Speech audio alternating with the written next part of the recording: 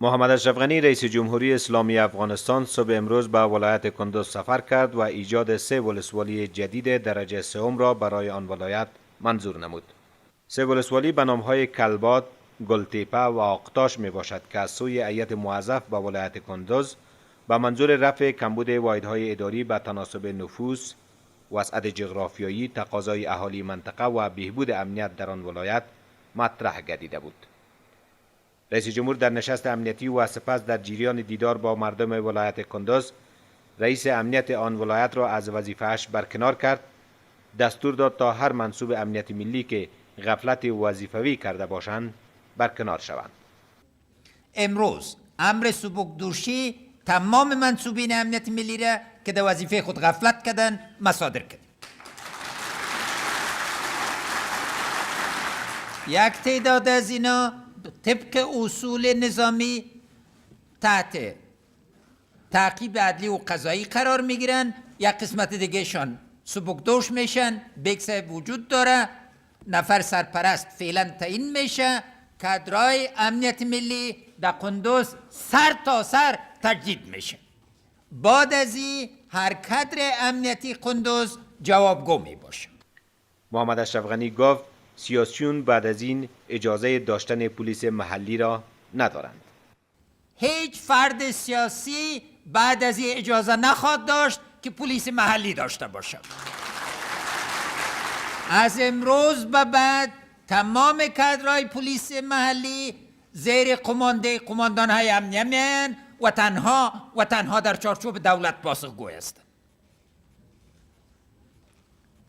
افراد مسلح غیر مسئول اخطار آخر ماست. بیاین یا در چارچوب دولت دفاع کنین از مردم یا قوه مقابلتان استعمال میشه.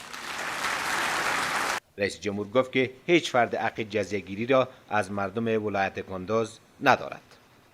هیچ کس از مردم کندوز جزیه گرفتن هم نمیتونه.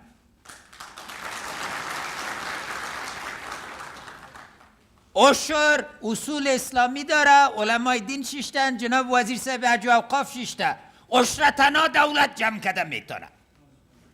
همچنان رئیس جمهور هدایت داد تا آن از منصوبین نیروهای امنیتی و دفاعی کشور و کارمندان ملکی که از خود شهامت و دلیری نشان دادند مورد تقدیر قرار گیرند. رئیس جمهور در مورد احیای عاجل میدان هوایی کندوز و آغاز بررسی به خاطر توسعه آن، ترتیب ماسترپلان شهر کندوز و عفو 20 القچهای آب برای مالداران به مسئولین مربوط هدایت داد. رئیس جمهور به محمد الله بتاش وزیر ترانسپورت دستور داد تا به شمار از بست‌های واحدهای اداری کندوز نامزدهای مناسب در مشوره با مردم و با در نظر داشت اصل شایسته سالاری جستجو کند و همچنان با تاجران نشست‌های داشته باشد و در مجموع از وضعیت ولایت کندوز گزارش خویش را بر ریاست جمهوری ارائه نماید تا در روشنایی آن اقدامات بعدی صورت گیرد. و همین ترتیب رئیس جمهور کشور و وزیر ترانسپورت وظیفه سپرد تا آمادگی لازم را به خاطر تدبیر جرگه مردمی ولایت کندوز اتخاذ نماید که مردم مشکلات و خواستهایشان را در جرگه مذکور مطرح سازند تا راههای حل مناسب دریافت گردد. رئیس جمهور گفت که همه مردم افغانستان به شمول مردم ولایت کندوز مساوی و برابرند و افزود که پیام من پیام وحدت و مشارکت است و اجازه نمیدهیم که تجربه تلخ دوباره تکرار شود.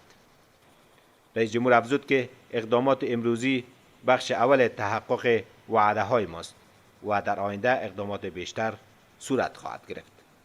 در این سفر رئیس جمهور را خانم اول کشور و شماری از وزرا، مسئولین نظامی و ملکی و نمایندگان مردم ولایت کندوز در شورای ملی همراهی می‌کردند.